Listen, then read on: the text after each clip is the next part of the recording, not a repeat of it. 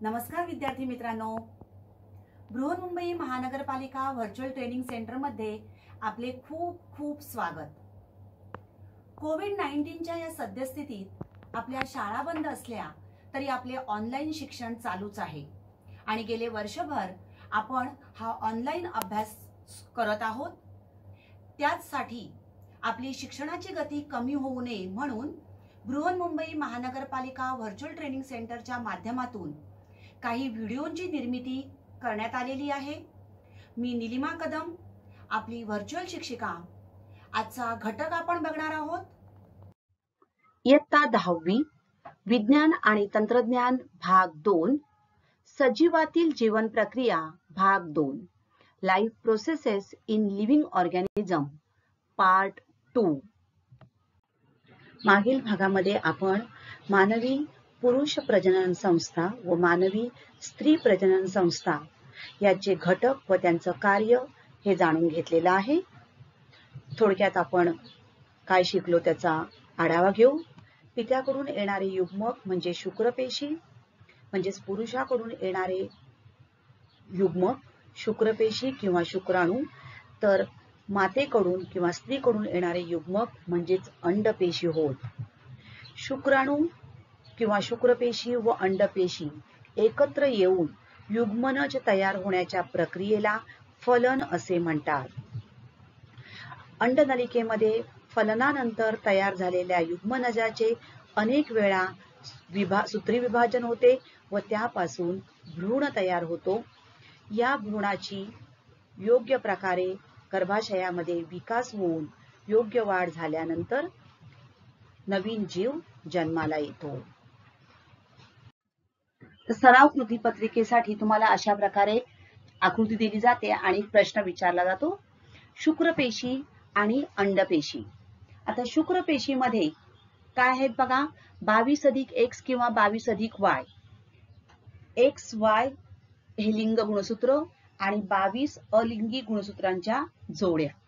तर अंडपेशीमध्ये X हे लिंग गुणसूत्र असतं। मुलगी 44 अधिक XX आणि मुलगा झाला तर 44 अधिक XY। ओके, आता आपल्याला प्रश्न विचारलेला आहे की दाम्पत्याला मुलगा होणार की मुलगी होणार, हे दाम्पत्यातील पुरुषावर अवलंबून असते। या विधानाचं सकारण स्पष्टता द्या किंवा हे विधान सकारण स्पष्ट करा। आपण बघितलं की X आणि Y ही लिंग गुणसूत्रांची जोडी असते। त्यापैकी X हे गुणसूत्र काय आहे, तर X गुणसूत्र हे स्त्रीत्वासाठी कारणीभूत ठरतं आणि Y हे गुणसूत्र फक्त पुरुषत्वासाठी कारणीभूत ठरतं। म्हणजेच दाम्पत्याला मुलगा किंवा मुलगी होणे हे सर्वस्वी पुरुषावर अवलंबून आहे। वरील आकृतीवरून आपल्या लक्षात येतं की पुरुषाच्या शुक्रपेशी 2 प्रकारच्या असतात। एका प्रकारच्या शुक्रपेशीत X गुणसूत्र असतं, तर दुसऱ्या प्रकारच्या शुक्रपेशीत Y गुणसूत्र असतं। मात्र मातेच्या सर्वच अंडपेशीत X हेच गुणसूत्र असते। बरोबर, म्हणजेच जी शुक्रपेशी अंडपेशीचे फलन करी त्यानुसार मुलाचे लिंग निश्चित होते। म्हणजे जेव्हा युग्मक निर्मिती होते तेव्हा पुरुषाकडून लिंग गुणसूत्रापैकी X किंवा Y हे गुणसूत्र पुढील पिढीत येते। स्त्रियांकडून मात्र प्रत्येक वेळेला काय येणार आहे, X हेच गुणसूत्र येणार। मग या ठिकाणी जर X हे गुणसूत्र आलं, बघा अंडपेशीकडून X आलं आणि शुक्रपेशीकडून जर X आलं तर X ही गुणसूत्रांची जोडी झाली, त्यामुळे काय झाली, मुलगी। पण जर फलनाच्या वेळी पुरुषाकडून Y हे गुणसूत्र आलं तर मातेकडून येणारं X आणि पुरुषाकडून येणारं पित्याकडून येणारं Y, अशा प्रकारे XY ही गुणसूत्राची जोडी मिळते आणि त्यामुळे या ठिकाणी XY म्हणजेच मुलगा होतो आणि म्हणूनच पिताच संततीचे लिंग ठरवण्यास कारणीभूत असतो। पुढचा बघा, आकृती दिलेली आहे आपल्याला. आकृतीचे निरीक्षण करून पुढील प्रश्नांची उत्तरे लिहा. वरील आकृती काय दर्शवते? मानवी शरीरातील कोणकोणत्या अवयवांचा सहभाग या प्रक्रियेत असतो? या प्रक्रियेत कोणकोणती संप्रेरके भाग घेत असतात? हे बदल पुन्हा पुन्हा किती दिवसांनी घडत असतात? वरील प्रक्रियेबाबत तुमचे मत मांडून स्पष्ट करा. तुमच्या पुस्तकामध्ये ही आकृती दिलेली आहे आणि या आकृतीवर तुम्हाला अशा प्रकारे प्रश्न असू शकतो. बघूया आपण. ही जी आकृती आहे, ही आकृती आहे कसली आहे? मानवी स्त्रीमधील आर्तव चक्र किंवा ऋतुचक्र किंवा मासिक पाळी दर्शवते.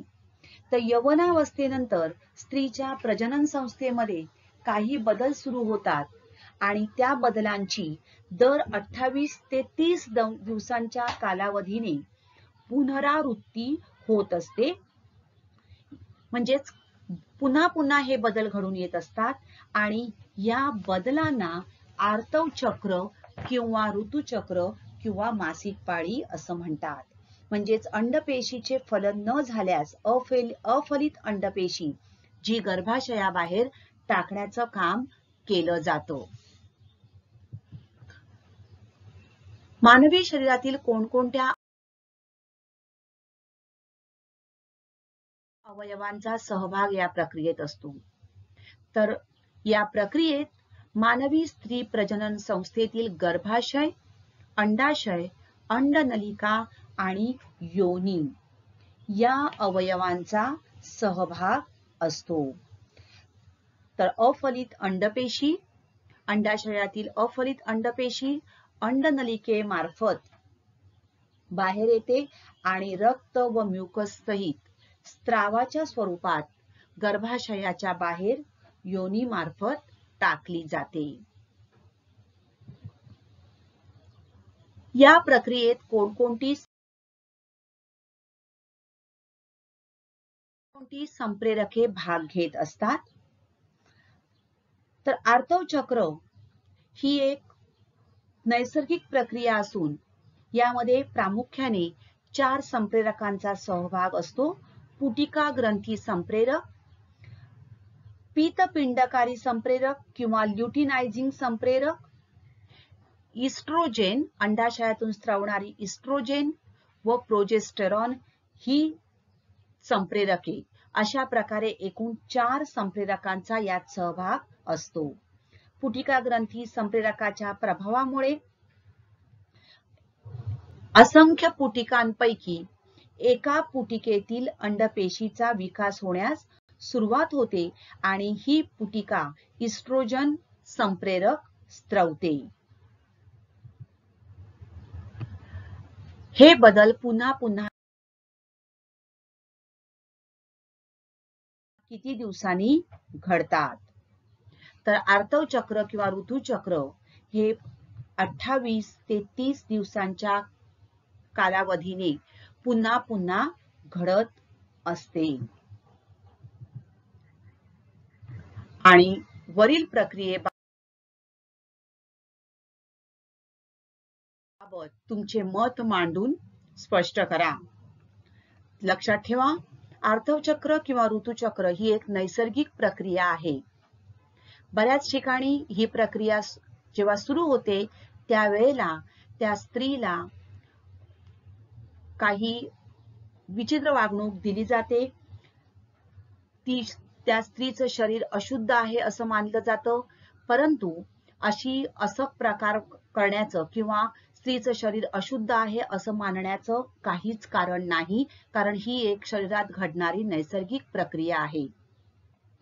या काळात मोठ्या प्रमाणावर स्त्रीच्या शरीरातून रक्तस्राव होत असल्याने स्त्रीला अशक्तपणा जाणवतो, तसेच तिला संसर्गाचीही शक्यता असते. यामुळे या काळात विशेष वैयक्तिक स्वच्छता आणि विश्रांतीची गरज असते.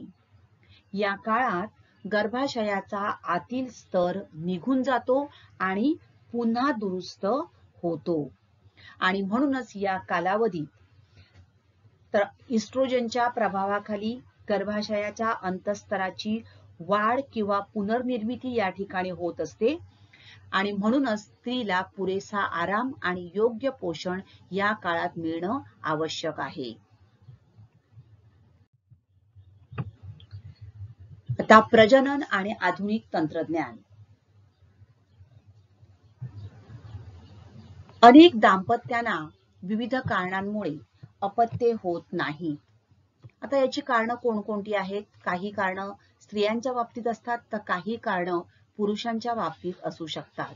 कारण युग्मनोज जो तयार होतो तो पुयुग्मक व स्त्रीयुग्मक यांच्या संयोगाने तयार होत असतो. तर स्त्रियांमध्ये घडून येणारी प्रामुख्याने कारणं म्हणजे मासिक पाळीतील अनियमितता, अंडपेशींच्या निर्मितीतील अडथळे, अंडनलिकेत अंडपेशीच्या प्रवेशात असणारे अडथळे किंवा गर्भाशयाच्या रोपण क्षमतेतील अडथळे. हे स्त्रियांबाबतच्या काही प्रश्न असू शकतात. तर पुरुषांच्या बाबतीत वीर्यामध्ये शुक्रपेशीचा पूर्णपणे अभाव असणे, शुक्रपेशींची हालचाल मंद असणे, शुक्रपेशीतील काही व्यंग असणे. आधुनिक तंत्रज्ञानामुळे प्रजनन म्हणजेच रिप्रोडक्शन या संबंधी सुद्धा विज्ञानाने अनेक संशोधन केलेले आहे आणि त्यानुसार विविध पद्धतीने अपत्य आपण जन्मास घालू शकतो. पहिला आहे काच नलिकेतील फलन, IVF म्हणजेच इन विट्रो फर्टिलायझेशन. तर या तंत्रामध्ये आता आपण बघितलं की स्त्रियांमध्ये मासिक पाळीतील अनियमितता किंवा अंडनलिकेत अंडपेशीच्या प्रवेशात असणारे अडथळे, गर्भाशयाच्या रोपण क्षमतेतील अडथळे इत्यादी अडथळे असू शकतात. मग त्यासाठी काय केलं जातं तर काच नलिकेमध्ये दोन युग्मकांचे फलन घडवून आणले जाते. या ठिकाणी बघा स्पर्म आणि एग म्हणजेच खरं तर फलन ही क्रिया शरीरांतर्गत होणारी क्रिया आहे, परंतु आधुनिक तंत्रज्ञानाच्या सहाय्याने हे फलन अशा प्रकारे टेस्ट ट्यूब मध्येच केलं जातं. बघा स्पर्म आणि एग यांचं फलन या ठिकाणी केलं जातं. दोन युग्मकांचं फलन करून तयार झालेला हा भ्रूण एम्ब्रायो जो आहे तो भ्रूण जर ते फलन योग्य प्रकारे झालं तर हा भ्रूण तयार झाल्यानंतर योग्य वेळी हा भ्रूण स्त्रीच्या गर्भाशयात रोपण केला जातो. पुरुषांमध्ये जर शुक्रपेशींचं अल्प प्रमाण असेल किंवा अंडपेशी अंडनलिकेमध्ये प्रवेश करू शकत नसेल आणि या कारणांमुळे अपत्य प्राप्ती होण्यास अडचण येत असेल तर IVF हे तंत्रज्ञान वापरून अपत्य प्राप्ती करता येऊ शकते. तर अशा प्रकारे हा भ्रूण गर्भाशयात रोपण केला जातो. गर्भाशयात त्या भ्रूणाची योग्य प्रकारे वाढ होते आणि 9 महिन्यानंतर नवीन बाळ जन्माला येऊ शकते.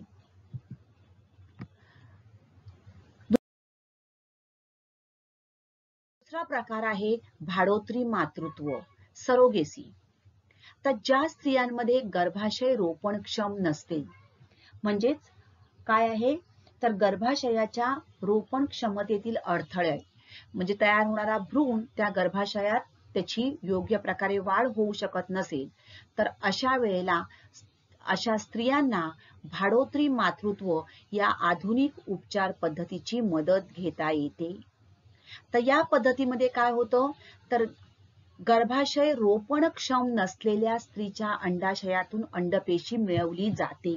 म्हणजे ज्या पती पत्नीला बाळ हवंय त्यांचीच अंडपेशी असते, त्यांचेच शुक्रपेशी असतात, परंतु त्या स्त्रीचं गर्भाशय रोपणक्षम नसल्याने त्या स्त्रीच्या अंडाशयातून अंडपेशी मिळवून त्या अंडपेशीचं पुन्हा काच नलिकेमध्ये त्याच स्त्रीच्या पतीच्या शुक्रपेशींचा वापर करून फलन घडवून आणले जाते आणि तयार झालेला भ्रूण अशी सरोगेट मदर म्हणजे ज्या स्त्रीचं गर्भाशय रोपणक्षम आहे अशा ठिकाणी त्या भ्रूणाचं रोपण केलं जातं आणि कालांतराने म्हणजे 9 महिन्यानंतर त्या मातेच्या उदरात या भ्रूणाचा विकास होतो आणि योग्य कालावधीनंतर म्हणजे 9 महिन्यानंतर बाळ जन्माला येऊ शकतं.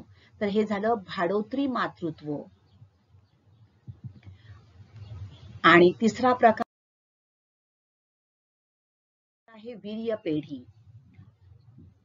पुरुषांमध्ये सुद्धा प्रजनन क्षमतेसाठी काही अडचणी असू शकतात. तर काही पुरुषांमध्ये शुक्रपेशींचा अभाव असेल किंवा कमी असतील किंवा त्यांची हालचाल मंद असेल, तर अशा वेळेला या दाम्पत्यांना वीर्य पेढीचा लाभ घेऊन अपत्य प्राप्ती करता येते. तर वीर्य पेढी अशा प्रकारे अस्तित्वात आहे.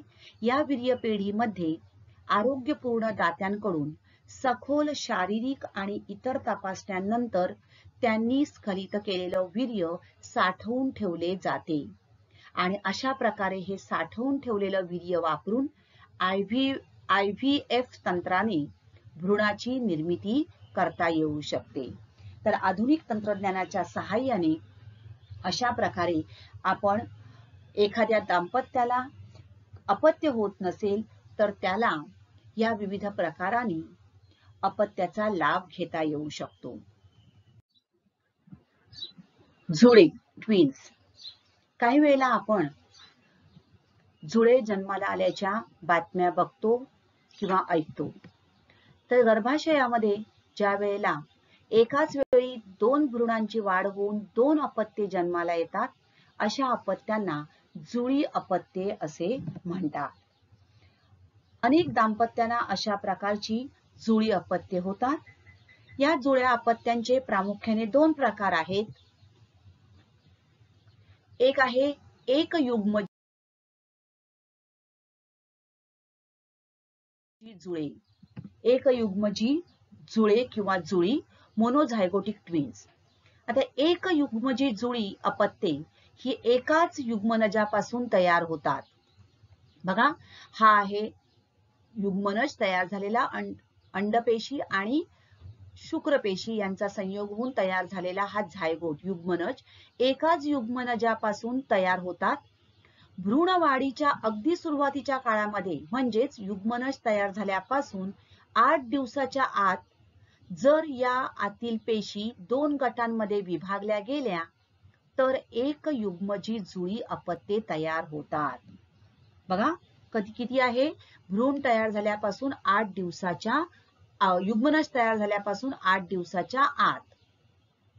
आणि ही जी अपत्ये आहेत ही बघा, develop from 2 sets of egg and sperm, same sex और 1 ऑफ ईच.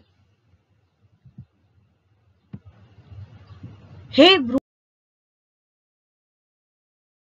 भ्रूणपेशींचे दोन्ही गट जे आहेत, हे दोन्ही गट वेगवेगळे भ्रूण म्हणून वाढू लागतात. 1 egg is fertilized, this is fertilized egg. Fertilized egg divides into 2. बघा 2 गट झाले त्यांचे वेगवेगळे.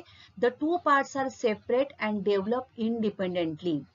ते वेगवेगळे भ्रूण म्हणून स्वतंत्रपणे वाढू लागतात आणि पूर्ण वाढ होऊन एक युग्मजी जुळी अपत्ये जन्माला येतात.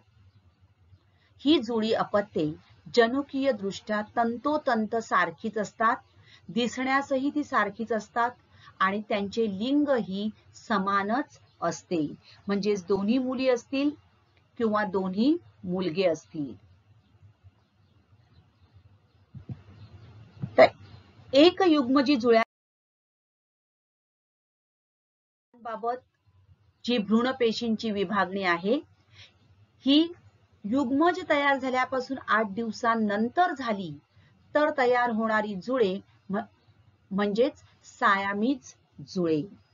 तयार होणारी जुळी अपत्ये म्हणजेच काय आहेत, सायामीज जुळी किंवा सायामीज जुळे. तर एक युग्मजी जुळ्यांबाबत भ्रूणपेशींची विभागणी युग्मज तयार झाल्यापासून 8 दिवसांनंतर झाली तर अशा प्रकारे ही सायामीज जुळे जन्माला येण्याची शक्यता असते. अशी जुळी अपत्ये शरीराच्या काही भागात एकमेकांना जोडलेल्या अवस्थेत जन्माला येतात. अशा जुळ्यांमध्ये काही अवयव सामायिक असण्याची शक्यता असते. आणि तिसरा प्रकार आहे द्वियुग्मजी जुळी, डायझायगोटिक ट्विन्स. काही वेळेला स्त्रीच्या अंडाशयातून एका वेळी प्रामुख्याने सर्वसाधारणपणे एकच अंडपेशी बाहेर पडत असते, परंतु कधी कधी एकाच वेळी 2 अंडपेशी बाहेर पडतात आणि या 2 अंडपेशी, शुक्राणू असंख्य असतात, तर या 2 अंडपेशी 2 वेगवेगळ्या शुक्राणूंद्वारे फलित होतात. या बघा, ही एक अंडपेशी, ही एक अंडपेशी, आणि या 2 शुक्राणूंद्वारे त्या फलित होतात आणि युग्मनज तयार होतात. तर या दोन्ही युग्मजांपासून 2 भ्रूण तयार होतात आणि या दोन्ही भ्रूणांचं गर्भाशयात रोपण होतं आणि पूर्ण वाढ झाल्यानंतर द्वियुग्मजी जुळी अपत्ये जन्माला येतात. तर अशी जुळी अपत्ये ही जनुकीय दृष्ट्या वेगळी असतात आणि लैंगिक दृष्ट्या ती समानही असू शकतात किंवा वेगवेगळीही असू शकतात. यांच्यामध्ये बघा, सेपरेट प्लॅसेंटा, प्लॅसेंटा म्हणजे ही प्लॅसेंटा जी आहे, ही प्लॅसेंटा यांच्यामध्ये काय असते, अपरा वेगवेगळी असते.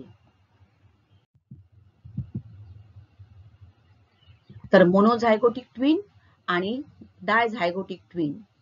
तर मोनोझायगोटिक एक युग्मजी जुळी ही सर्वसाधारणपणे सारखीच असतात, परंतु द्वियुग्मजी जुळी जी आहेत ही वेगळी असू शकतात.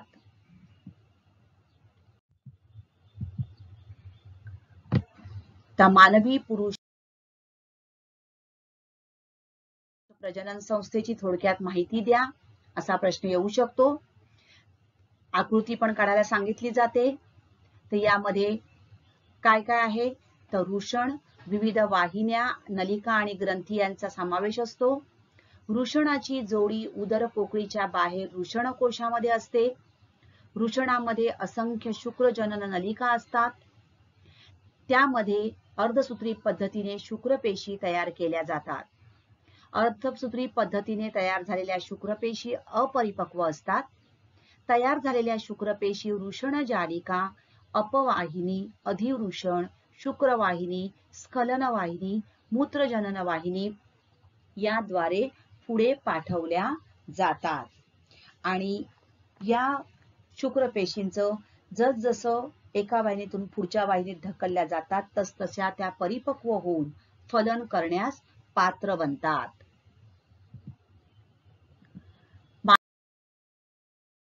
मानवी स्त्री प्रजनन संस्था.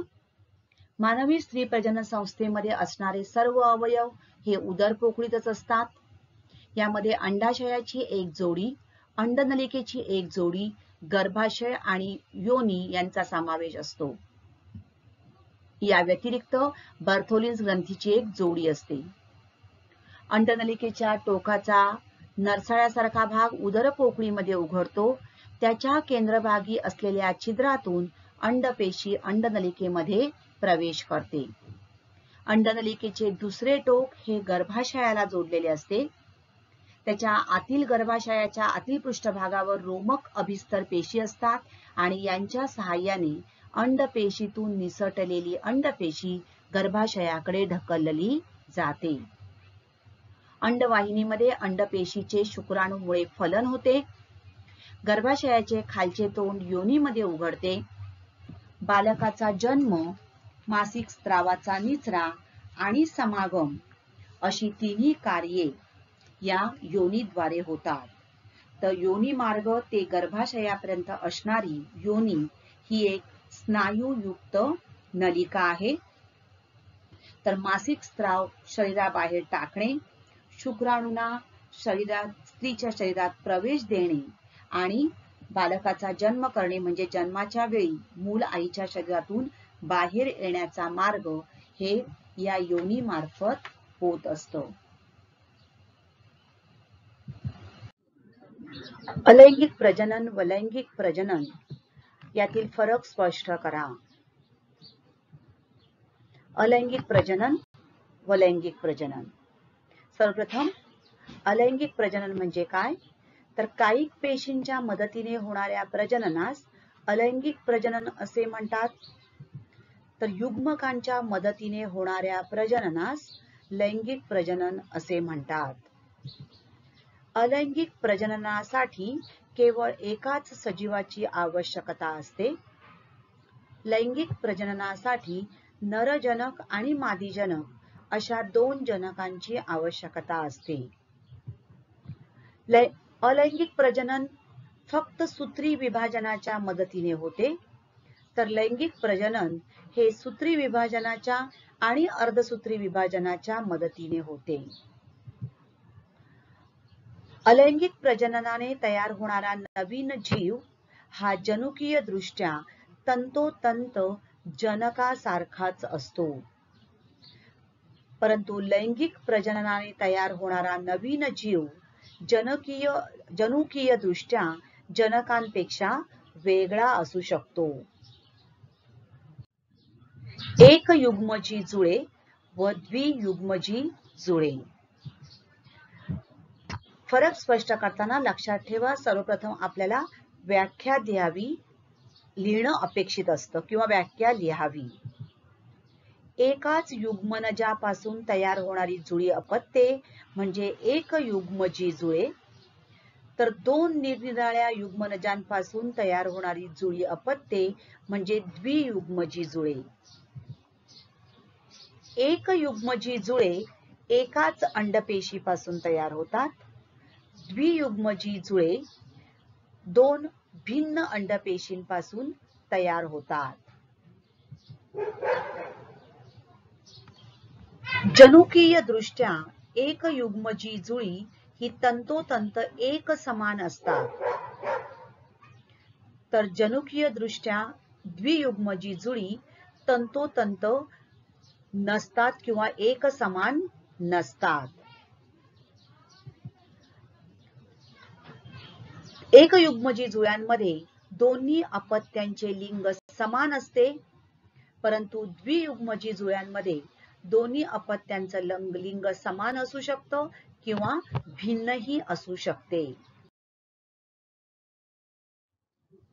चला तर मग BMC VTC मराठी या चॅनेलला लॉग इन करा, सबस्क्राईब करा आणि सर्वात आधी नवीन आलेल्या व्हिडिओचे नोटिफिकेशन मिळविण्यासाठी बेल आयकॉनलाही क्लिक करा. तर आजचा घटक आवडला ना? अशीच माहिती मिळवण्यासाठी या चॅनेलला सबस्क्राईब करा आणि हे व्हिडिओ पुन्हा पुन्हा पहा. पुन्हा भेटणार आहोत पुढच्या भागात. थँक्यू.